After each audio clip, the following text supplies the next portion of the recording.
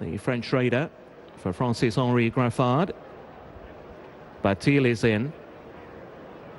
Last one moving up, Ashburn Princess. And they're off for the Betway Pinnacle Stakes over a mile and a half. Dubka began nicely, but so too did Island Remedy. Ashburn Princess right up in that leading group as well, along with Maleficent Queen. Return Ace is a handy fifth as they start to run into the back straight. Then the blue and orange of Zayn Arian back in sixth place. A further length and a half away to Batil in the red. Another half then back to Lucy the Painter, and Chinoiserie is 4 lengths behind the second to last horse there. Chinoiserie's got the hood on for the first time this afternoon. Down the back, it's Island Remedy and Graham Lee who set the tempo by about nearly 3 lengths clear now. Dubka racing in second, the yellow jacket of Ashburn Princess in third. A further length away to Maleficent Queen, another 1 length back to Return Ace and then Zayn Arian, followed by the held up Batil from Lucy the Painter and Chinoiserie, giving the leader a good 10 to 12 lengths at this stage. That leader is Island Remedy as they continue this run down towards the final 3/4 of a mile. Island Remedy out in front from Dubka racing in second. Back in third, Ashburn Princess in the yellow from Maleficent Queen. Further 2 lengths away to Return Ace and then Zayn Arian ahead of Batil, Lucy the Painter and then Chinoiserie, the final runner. Racing around that far corner then with the lead, Island Remedy, and she's still out there galloping by nearly 2 lengths ahead of Dubka in second, Ashburn Princess in third. Maleficent Queen will make the corner for home back in 4th place. Then Return Ace ahead of Zayn Arian. A further 2 back to Batil. He's got some work on from there as they begin to race up the home straight with a half a mile to travel. With the lead still, Island Remedy. Out clear by again 3 lengths or so to Dubka, Ashburn Princess and Maleficent Queen. Then Return Ace and Zayn Arian. Batil is trying to work its way through the field, spotting the red jacket over toward the rail. They race on towards the final 2.5. Island Remedy joined on the outside by Dubka. Batil is still looking to pick her way through. Then Maleficent Queen, and out wider Lucy the Painter. Ashburn Princess is trying to get involved as well. All changed now, Dubka with the lead, but Batil looms up the danger to the outside. A good 2 lengths away to Ashburn Princess, who's staying on. Batil now has hit the lead from Dubka as they went inside the final furlong. Dubka now with a couple to find. Ashburn Princess beaten off in third, and it's going to be Batil for France, and ridden to victory in the Pinnacle Stakes by Richard Kingscote. Batil has beaten Dubka. Ashburn Princess home in third. They were well clear. Lucy the Painter back in 4th. Goodness me, that was straightforward for the French horse, wasn't it? Number 2, Batil, revelling in this ground, the daughter of Debawi. Second, number 4, Dubka, who's reversed form with 1, Ashburn Princess, who did travel well, not as well as the winner, but did travel well, but didn't pick up nearly as well as the winner. So Batil wins it. The market, Mark Howard, got it right. They did, yeah, exactly. Very impressive performance. Confidently ridden as well by Richard Kingscote. Always travelling smoothly. Dropping trip wasn't an issue whatsoever when he got a couple behind turning in. And Richard Kingscote, he was happy to go up the inside rail. He's about to trap through Ashburn Princess, but he just very readily goes past Roger Variance, really, doesn't he? He certainly does, yeah. And this also running that Chantilly Group 3 that we'd mentioned earlier on worked out really well. Expected to relish the ground, but just look how well this horse is travelling.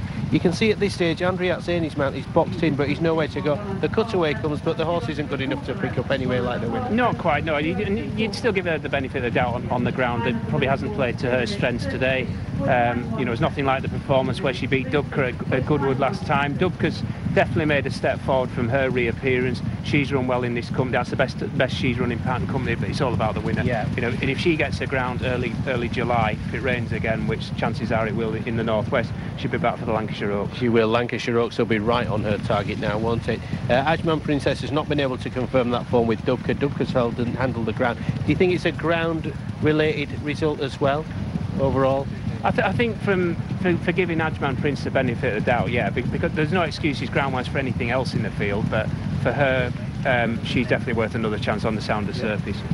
Okay, what do you think to Island Remedy, who went well for a long way, took him along? Just not good enough. I think the front three are the best 3 fillies by a country mile in the race. We're just in a different league. And that's borne out by the result. They've come well clear. It's like 2 races in 1. The front 3 are different quality to the rest. Let's get the SPs with Rachel on the Betway Pinnacle Stakes. Very good, wasn't she? Batil for Francis Henri Graffard, and used to be, of course, with David Simcox, so no strangers to these shores. Richard Kingscote, an easy victory. One of the most impressive performance we'll see all day, I reckon. 2-1, the favourite goes in. Dubka 7-1, Ajman Princess at 11-4 for the 2017 running of the Betway Pinnacle Stakes, Group 3. And the time, winning time.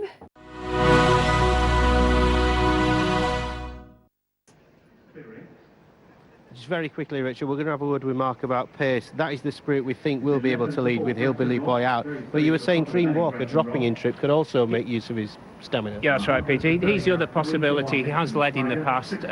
He's up in class today, but he can for a run, and he runs over a mile as well, so I would have thought they'd try and make use of him. Yeah, Breton Rock, though, the favourite, 11-4. Mitcham Swagger, only 3-1. Remember, he's got ground to make up on the form that we've discussed at length and in depth in the past today. Gelotta and Absolutely So are joint third in at 6-1, and it's 7-1 Growl. 8-1 So Beloved, 16, that is the spirit. And Dream Walker is the outsider at 5-0, 50-1. This is the second of two feature races. The first went to the French raider Batil in scintillating style. Smooth success for the French raider. Will this winner be as smooth, though? The other Group 3 on the card, the Betway Gaunt Stakes.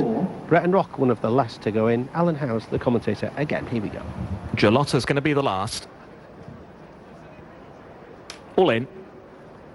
And they're off for the Betway Gaunt Stakes. This Group 3 over the 7 furlongs, beginning well from the inside. That is the spirit to tow the field along early by a good couple of lengths towards the corner.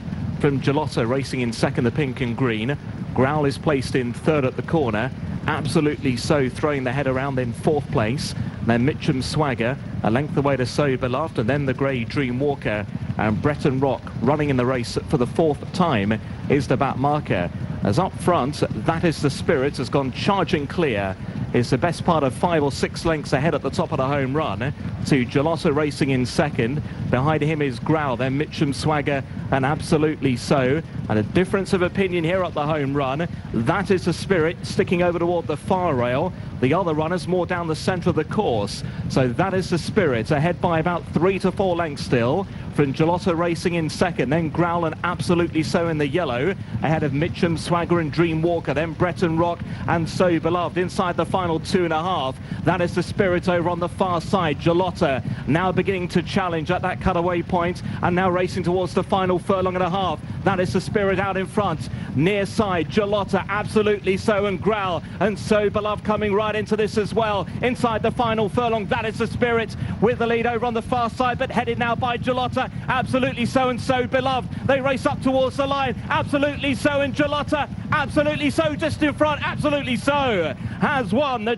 Gaunt Stakes. Close up in behind, Gelotta and So Beloved, and then Mitcham Swagger not beaten far. Then that is the spirit over on the far side, and Breton Rock never really involved. What a great race. Number 3, Absolutely So wins it for Andrew Balding, who made a tremendous start to the season, did he? Number 2, Gelotta, the second, they've confirmed. Third, number 8, So Beloved, and fourth was number 7, Mitcham Swagger, not beaten that far either. An audacious attempt from the front, that is the spirit, that went off plenty quick enough in the conditions. We knew he'd lead, but he went off very quick, stayed far side, anti-social, because the rest ignored him down the middle, and he nearly pulled it off, but in the end he's finished out of the frame. But Absolutely So is the winner of the Gaunt. Yeah, it was a compelling race, Peter, wasn't it? Just because of the track positions. That is the spirit who said it was a pretty brisk tempo. He's gone solo far side. And one thing you can't say, he doesn't deserve the win, does he? Absolutely So, because he was unlucky in the listed race here last time out when he just got narrowly beaten, and he just got the best of a bunch finish, a really exciting race. And it makes you think, if that is the spirit, had gone off a little less enthusiastically, he might have had a bit more in reserve. But I suppose he's a free-going type, isn't he? You knew he'd get on. Yeah, I think that's the way it races. Paul Mulrennan, he's stuck far side. He's probably expecting everybody to follow him. But the other jockeys have made a beeline up the middle. So Beloved's travelled really strongly. He hasn't quite found as much off the bridle as possibly expected. Gelotta's run well. He's done well to get over from his wide draw. He got himself into a good position. And Mitcham Swagger finished off strongly, just found the trip on the sharp side. I know they're ignoring the front runner, but even so, those in behind are still strung out as well. So it looks like it's been a real end-to-end gallop throughout, hasn't it? Breton Rock disappointing under the penalty. He was, yeah. His last turning in now. He's travelling okay, but he's obviously forfeited a fair bit of ground. But he's not that far behind, absolutely. So for whatever reason, he just hasn't picked up. I'd have thought he might have fallen into his lap a little bit. The fact that he was at the back here, I thought, oh, they might come back to him. But he, as you say, hasn't quite picked up, has he?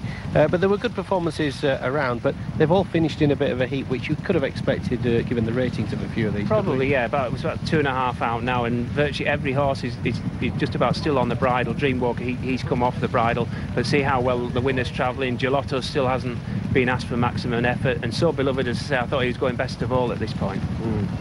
Look at this, is the spirit, or that is the spirit on the far side. You've got to credit Paul Mulrennan as well, haven't you, for having a go. Even at the furlong pole, his horse was right there, probably just a little bit in front, but in the end, he's not been beaten that far at all. Here you can see David Probert getting the double on the card with Absolutely So. Yeah, just a cracking finish, wasn't it? Mitcham Swagger up the middle.